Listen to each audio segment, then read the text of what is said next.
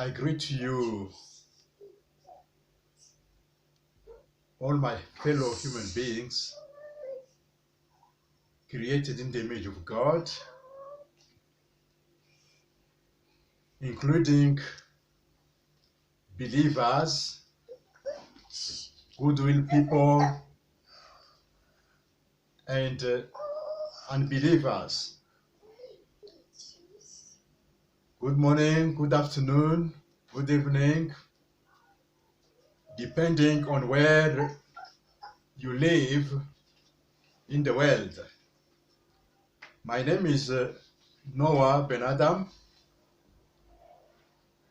I live in Johannesburg, Republic of South Africa. I am the prophet of the Most High God, in the name of the Lord and Savior Jesus Christ. I am the founder and chief executive officer of two online media, the Christocratic Parousia Monitor, which is a website, a blog, and its sister YouTube channel designated Parousia TV. I received my calling on the 17th of February 1993. I was still very, very young when the Lord Jesus Christ appeared to me and revealed to me that the time has come for him and his people to run the world in all sectors of human life, including the political arena. And he instructed me to spend much more time to receive his instructions, to be at his school, the heavenly school, but at the same time also to learn much in the worldly schools.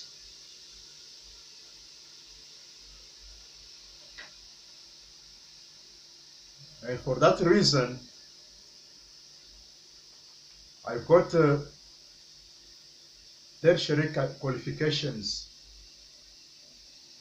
in philosophy and political science from the University of the Witwatersrand in Johannesburg, South Africa.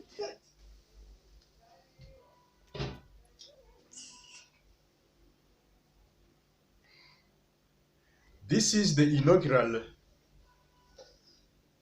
lecture the Most High has instructed me to deliver, and it will be like this, a series of lectures or presentations for the edification of God's people and for the renewal of the church, for the reformation of the church and the renewal of the world. Today's message is titled "The Government of Christ is at Hand."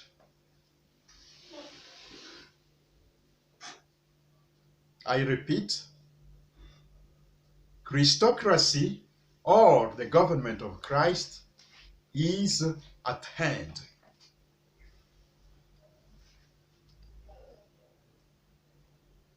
It's based on the book of Daniel, chapter 2, from verse 31 to verse 45. I won't read the whole text because it's too long, for the sake of time, but I shall highlight the text and go straight to the point. It's about the dream Nebuchadnezzar, the king of Babylon, had while sleeping. A dream only Daniel could interpret, because Daniel had the wisdom and the revelation from the Most High God. All the astrologers, wise men, magicians in the kingdom of Babylon couldn't interpret, only Daniel. What is it exactly? The king saw a giant composite statue.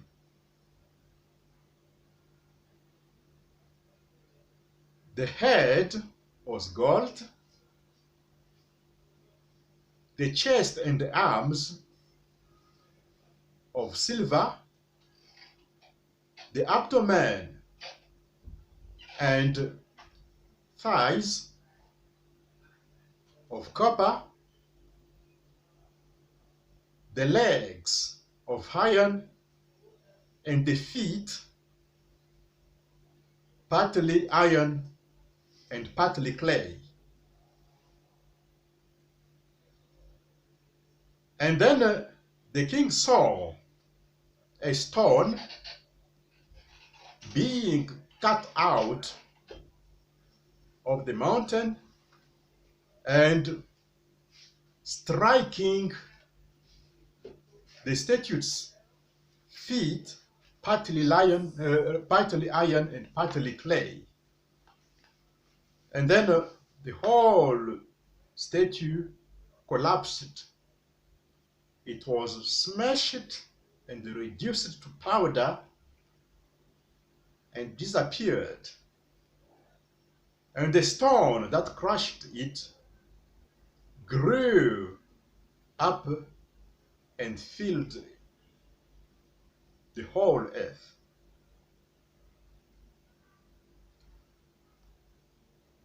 According to Daniel's interpretation, what the king saw in the dream was the unfolding of history from the time of the dispensation of the Babylonian Empire up to the current times, the times we are living into now. So, the gold head represented the Babylonian Empire, embodied by the king Nebuchadnezzar himself.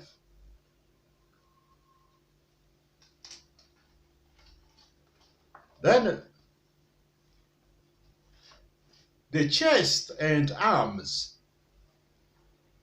of silver represented another empire that had to supersede the Babylonian Empire, which is the empire of the Perses and the Medes.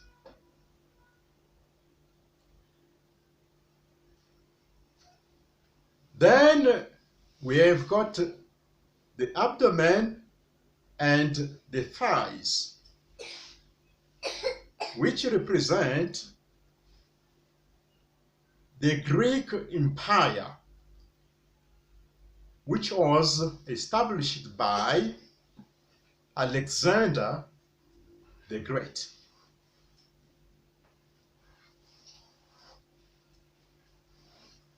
The legs of iron represent the Fourth Empire, which is the Roman Empire.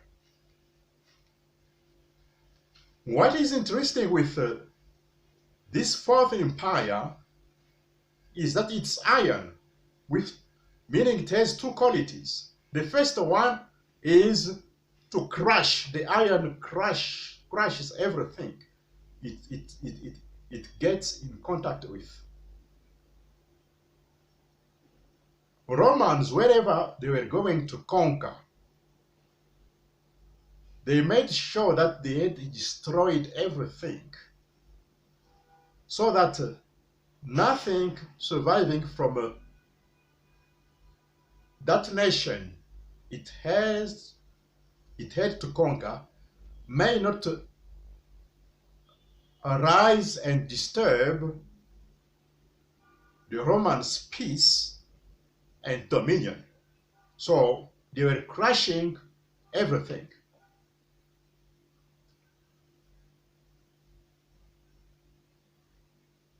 That's why there was even a proverb, Roman proverb, saying,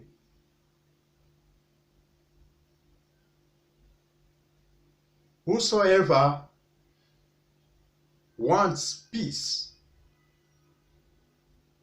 must prepare for war.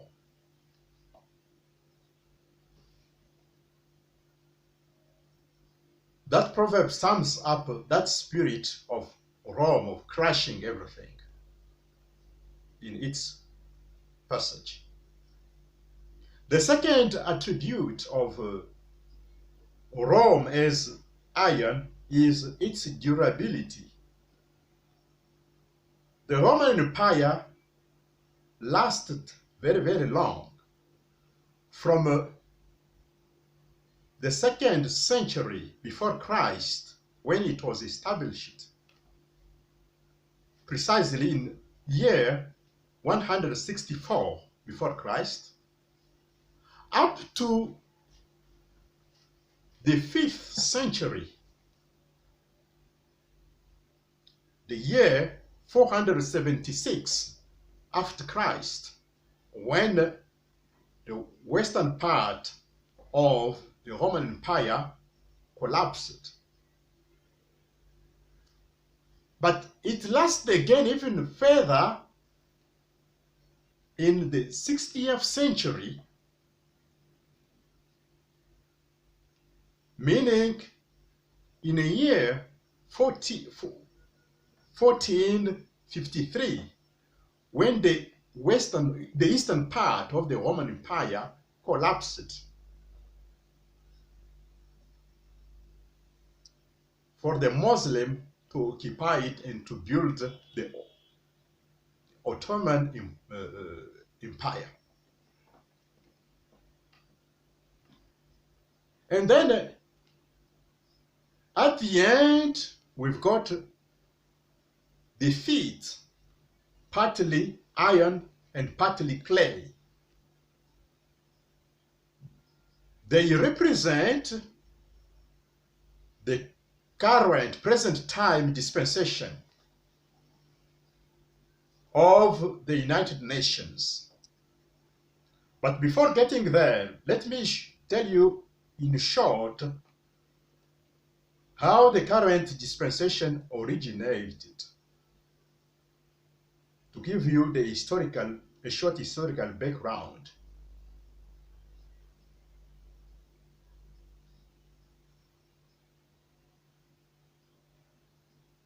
The feet, partly iron, have got 10 toes. These 10 toes represent 10 nations that arose from the ashes of the Roman Empire, inheriting the spirit of Rome, because these nations are children of Rome. They inherited imperialism and colonialism. From the chronological order of their ascendance, we can name Portugal, the Netherlands, Spain, France, Britain, Germany, Italy, Russia, and the United States of America.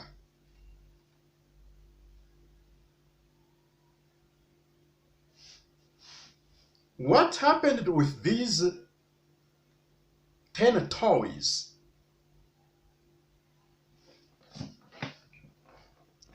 They sent, or most of them, they sent explorers to explore other parts of the world.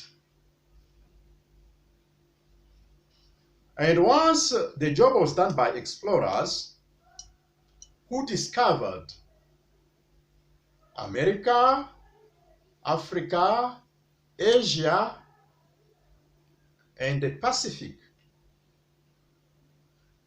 then these nations sent troops,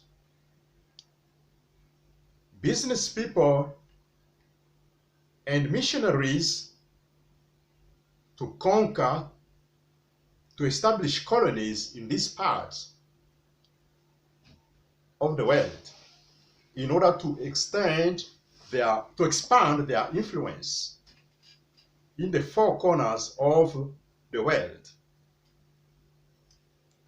So now, the only difference between them and Rome is that Rome dominated the world around the Mediterranean. Now, these 10 toys, or these 10 nations, conquered the four corners of the world. And then, after the Second World War, these mighty nations decided to run the world in a peaceful way. That's how they came up with the system of the United Nations. They told themselves, we shall divide the world in a sphere of influence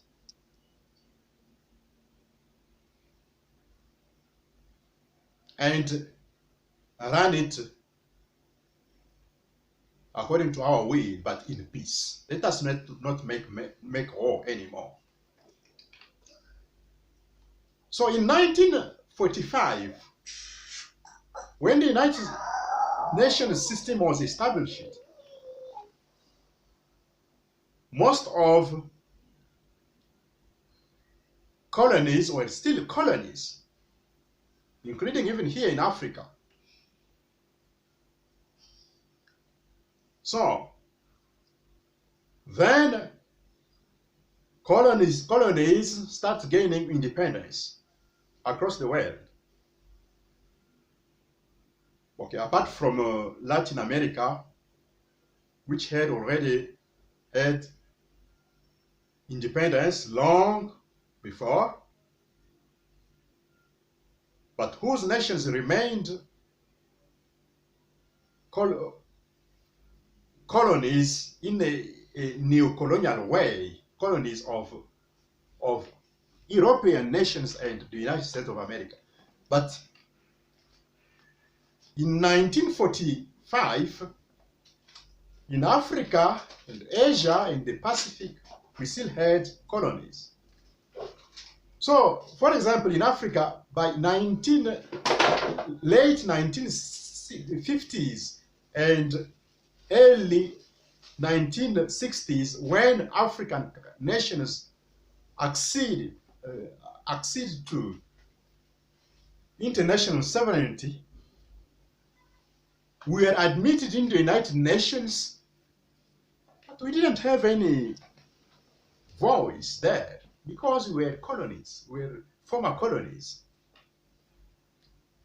So, in short, we find in the system of the United Nations, nations that are mighty and others that are weak. Nations that are iron and others that are clay.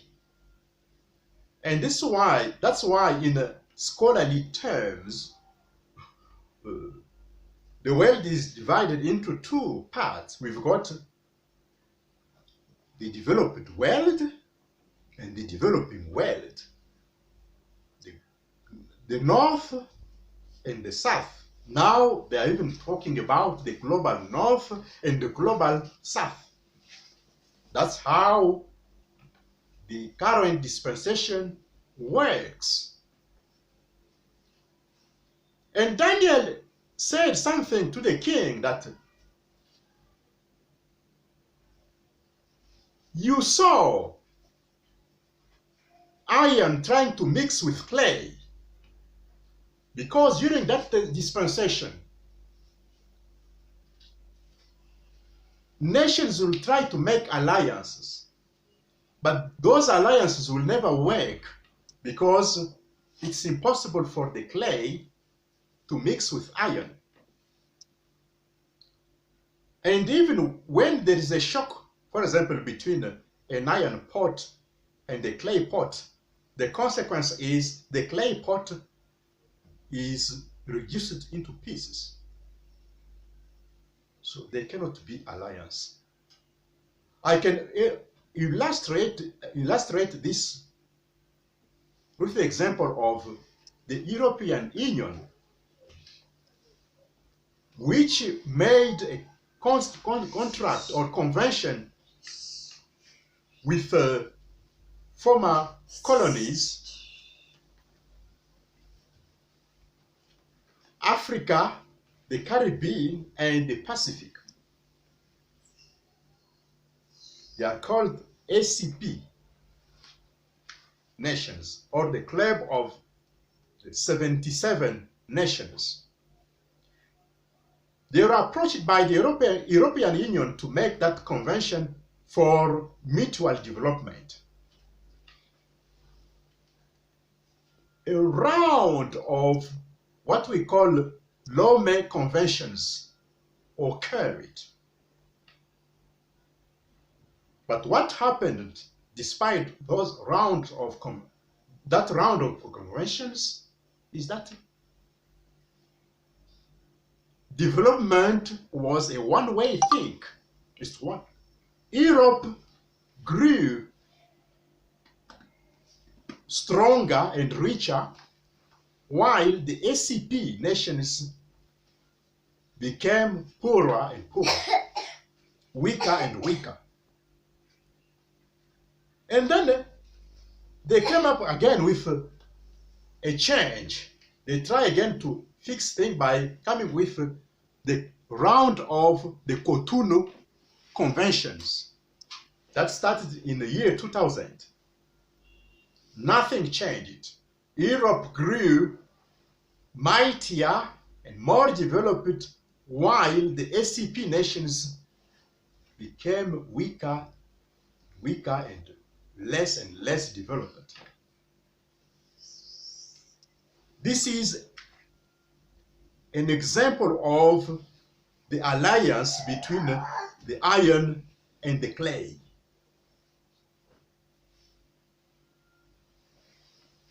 You can even find out, realize that a nation like France is still running the economy and finance of 14 of its former colonies, what we call franc CFA.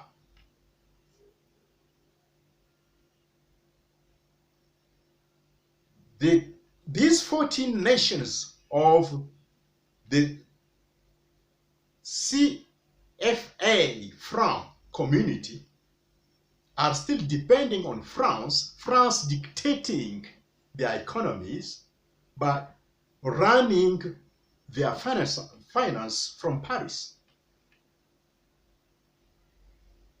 Or now, because France is part of the European Union,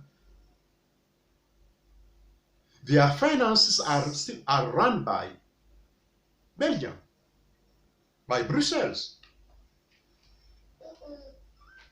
So how can these nations develop themselves while they are still controlled?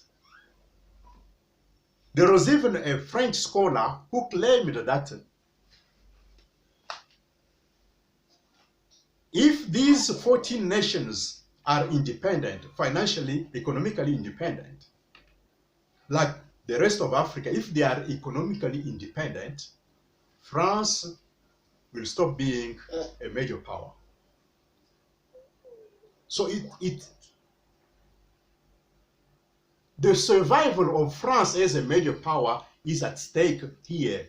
The scholar say that it's like asking for the lion not to eat the antelope. You are asking the lion to starve and die. So we'll never leave Africa free. We'll never let Africa economically independent, for example. But they pretend to be allied to us through this kind of scheme, like the EU ACP convention. It's just a deception. So this is the United Nations system. It cannot work. Issues like poverty will never be resolved. Issues like climate change will never be solved, because we are witnessing here the jungle. The world is like a jungle. The survival of the fittest. The mighty ones devouring the weak ones. It's capitalism. Capitalism is about competition. It's not only competition within single societies, but it's a competition at the global level. No matter how the World Trade Organizations can come with regulations of the trade, but the mighty nations will always get mightier, and the weak ones will get weaker.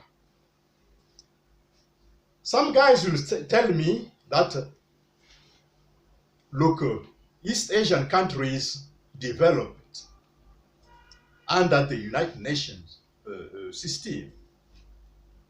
How come the rest of the developing world cannot develop?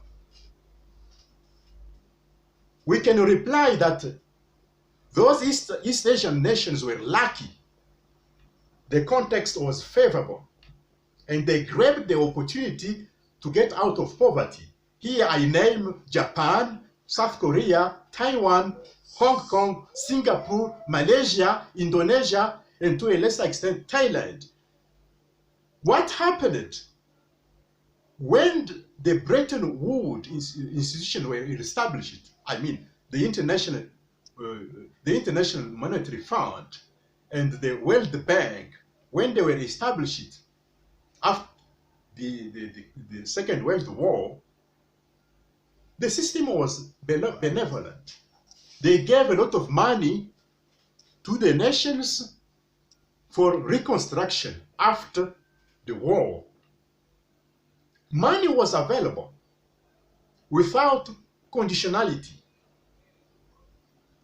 And these nations grabbed the opportunity to develop themselves, to get out of poverty, to belong to the club of rich nations in a short period.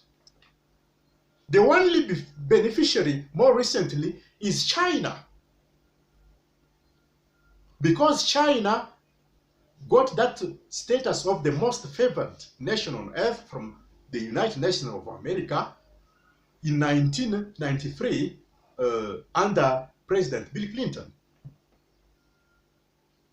But after the Bretton Woods dispensation regime, the United Nations changed its mind. America changed its mind in 1971 when it realized that all the nations it helped through that system, Europe and East Asia, they were now catching up with her. America decided to ditch the Bretton Woods system and now to let the dollar floating to favor competition. And the matters got worse in 1980s and 90s with the structural adjustment programs, which couldn't allow for weaker nations to develop because of harsh conditionalities. We will develop all these things one after one in our ulterior lectures to show you how we are living in the dispensation of the clay and the iron. But in a nutshell, it's impossible in the current regime of the United Nations for things like development to be a universal reality, for things like climate change to be reversed.